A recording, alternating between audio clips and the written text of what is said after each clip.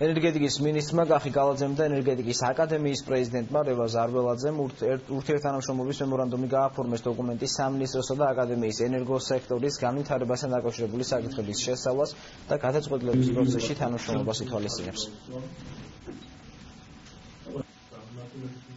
ძალიან მნიშვნელოვანი რომ აკადემიაში არის გაწევრიანებული ადამიანები, რომლებსაც ძალიან ბევრი აქვთ გაკეთებული ამ დარგის განვითარებისთვის და მე დარწმუნებული ვარ თანამშრომლობით, მათი აქტიური ჩართულობით გარკვეულ საკითხებში ჩვენ ძალიან დიდ წარმატებას მივაღწევთ მომავალშიც. ძალიან მნიშვნელოვანია მათი გამოცდილების გაზიარება. მემორანდუმი ითვალისწინებს ენერგეტიკის სფეროში ყველა იმ მიმართულებით ურთიერთთანამშრომლობას, რომელიც დაკავშირებულია ამა თუ იმ საკითხის მეცნიერულ გადაწყვეტას.